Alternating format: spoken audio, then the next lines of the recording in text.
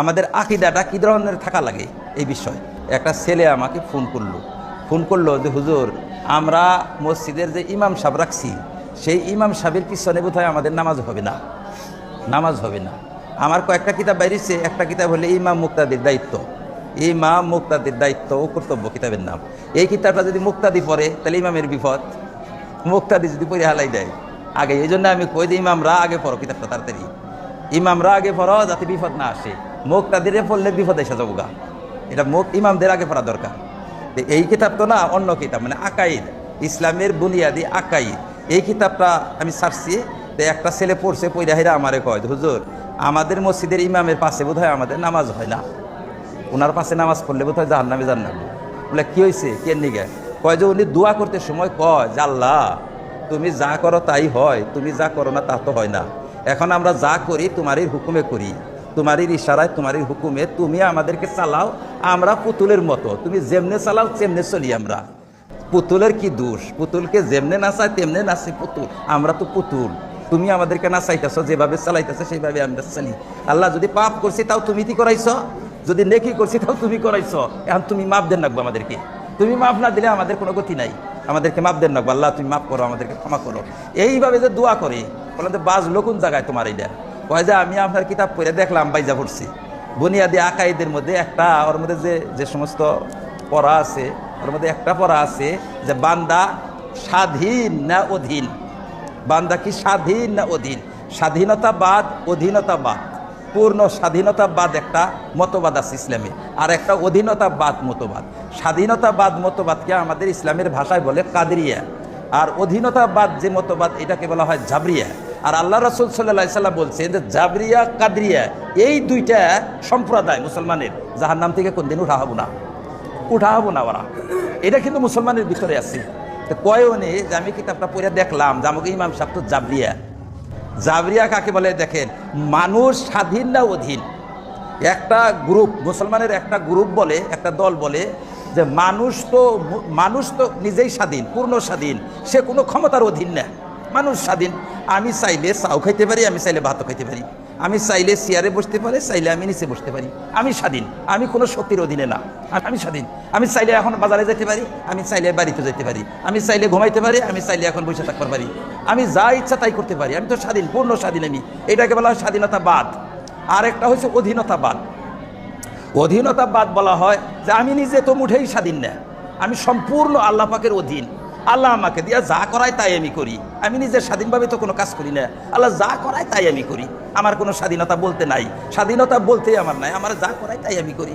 আমি নামাজ যদি আল্লাহ পড়ায় পড়ি, আমি চুরি করাইলে আমি করি, আমার যদি গানের ফিল্ডে নেওয়া যায় তাহলে আমি যাই, আমার যদি মসজিদে নেওয়া যায় আল্লাহ আমি যাই, যা কিছু করি আমি সম্পূর্ণ আল্লাহর অধীনে, আল্লাহ যা করায় তাই আমি করি। এইটাকে বলা হয় অধীনতাবাদ, সম্পূর্ণ অধীন বান্দা, স্বাধীনতা বলতে বান্দার কিছু নাই। এই যে দুইটা মতবাদ, এই দুইটা মতবাদের লোকেরা জাহান্নাম থেকে বাইরে বার পারবে না। দুইটাই মানে শিরিক, দুইটাই মানে কুফুর, এই দুইটা মতবাদ। কিন্তু এই দুইটা মতবাদ আমাদের মুসলমানের মধ্যে তো ব্যাপক হারে নাই, কিন্তু কিছু কিছু আমাদের মুসলমানের মধ্যে পাওয়া যায়। এটা পাওয়া যায় কেন? এইটাও বাড়াবাড়ির জন্যে। বাড়াবাড়ি কি, আমরা কি স্বাধীন না অধীন, এই মশলাটা বুঝলে আপনি ধরা হবেন বাড়াবাড়িটা। আমরা আংশিকভাবে স্বাধীন আর আংশিক আমরা অধীন, পূর্ণ স্বাধীনও না, পূর্ণ অধীনও না। হযরত আলী রাদিয়াল্লাহু তাআলা আনহুর কাছে একদিন এক ব্যক্তি এসে জিজ্ঞাসা করলো যে হুজুর আমরা কি অধীন না স্বাধীন? হযরত আলী বললেন পা উঠাও। উনি পা উঠাইলেন, হুজুর পা উঠাইছি, বলে ওইটা উঠাও। বলতে এটা তো উঠাবার পারি না। খেয়া পারো না কে? বলে এক পাও সে উঠাবার পারি, আর একটা তো পারি না উঠাবার। হযরত আলী এর বাস্তব উদাহরণ দিয়ে বুঝাইলেন যে মানুষ এই পরিমাণ স্বাধীন, মানুষ স্বাধীন কিন্তু এক পাও পর্যন্ত স্বাধীন, দ্বিতীয় পাওয়ের মধ্যে স্বাধীন নেয়, ওখানে অধীন। কাজেই আল্লাহ তাআলা বান্দাকে, মানুষকে স্বাধীন ক্ষমতা মানে স্বাধীন ইচ্ছা শক্তিটা দিচ্ছেন বান্দাকে। ইচ্ছা শক্তি এটা আল্লাহ স্বাধীন বান্দাকে দিচ্ছেন। বান্দা ইচ্ছা যদি করে, নিজে স্বাধীনভাবে ইচ্ছা করবার পারে। আমি এখন মসজিদে যাওয়ার ইচ্ছা করলাম, মসজিদে নেওয়া আল্লাহর হাতে। আমি এখন বাজারে যাওয়ার ইচ্ছা করলাম, বাজারে নেওয়া আল্লাহর হাতে। ইচ্ছাটা আমরা করবার পারি। কাজে আমরা একবারে যে পরাধীন তা না, আমরা কিছু স্বাধীন কিছু অধীন। মানে এক পাও তুইলা হযরত আলী রাদিয়াল্লাহু তাআলা আনহু দেখাইয়া দিচ্ছেন যে কীরকম স্বাধীন তুমি আর কীরকম অধীন। তাহলে আমাদের আকীদা কোনটা?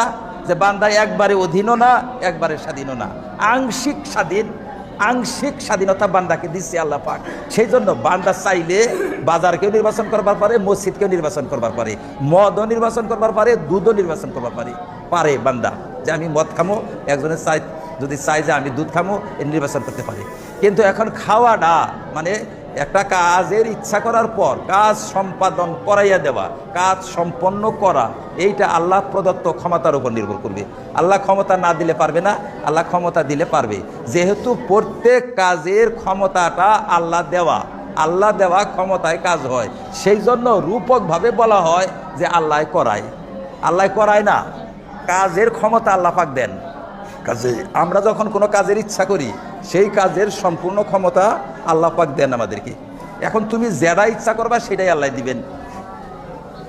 যেমন আমি একটা উদাহরণ, আমাদের মাদ্রাসায় একটা উদাহরণ দিয়ে বোঝানো হয়, আমরাও বোঝাই। ওই যে আকিদার ক্লাসের মধ্যে আমি উদাহরণ দিছিলাম যে আমাদের এই দফতরের মধ্যে, আমাদের এই মহফিলের মধ্যে দুইটা পাথর রাখা আছে, সাদা আর কালা পাথর। আমাদের মধ্যে কেউ এই দুইটা পাথর উঠাবার পারবে না, কিন্তু মালিক বলছে যে তোমরা পারবা না, তোমরা উঠাবার চাইলে আমি উঠাইয়া দিব, তো উঠাবার চাইলে তুমি যদি সাদা পাথর উঠাবার চাও, সাদা পাথর আমি উঠাইয়া দিব, পুরস্কার হবে কি? এটা হলো পুরস্কার। আর কালা পাথরটা যদি উঠাবার চাও, আমি তো উঠাইয়া দিব, কিন্তু তার বিনিময়ে শাস্তি ভোগ করা লাগবে। বারবার বুঝাইয়া দিলেন। তাইলে এখন পুরস্কার তিরস্কার যদি ওদেরকে করা হয়, একজনকে পুরস্কার দেওয়া হয় আর একজনকে যদি শাস্তি দেওয়া হয়, এটা কি অবিচার হবে?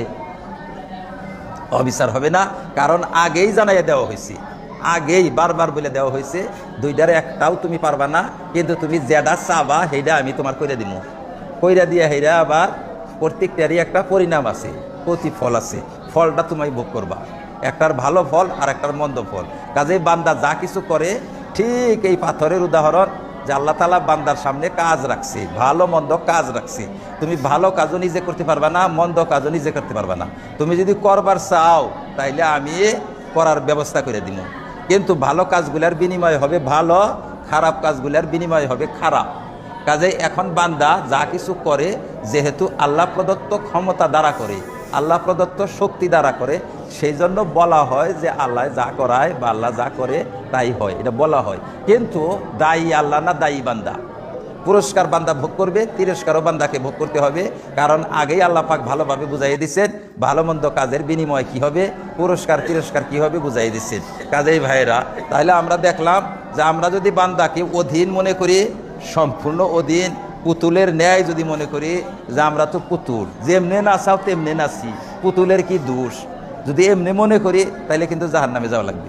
আর যদি মনে করি যে বান্দা আমরা স্বাধীন, আমরা যা ইচ্ছা তাই করবার পারি, আমরা কোনো মহাশক্তির অধীনে না, এইটা যদি মনে করি তাও কিন্তু কুফুর হবে, আর পরিণাম জাহান্নামে হওয়া লাগবে। এই বান্দা তুই আমার এই যে ঘুরে উপরে যে ঘোরাঘুরি করে গুড্ডি পতঙ্গ উপরে ঘোরাঘুরি করে না, ওইটার সুতাটা মালিকের হাতে থাকে।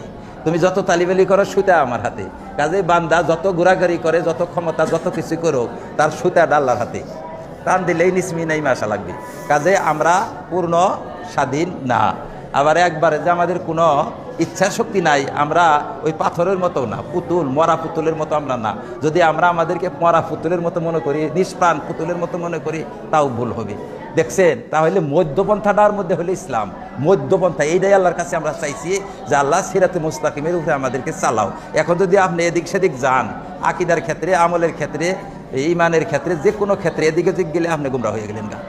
মানে বাড়াবাড়ি করলেও গুমরা হবেন, আবার ওর মধ্যে কিছু সংযোজন করলে না সংযোজন করা যাবে না সংকোচন করা যাবে। সিরাতে মুস্তাকিমের উপরে থাকতে হবে, তবে আপনি আল্লাহর প্রিয় বান্দা হবার পারবেন, আল্লাহর বেহেশতে আপনার দাখিলা হবে তখন।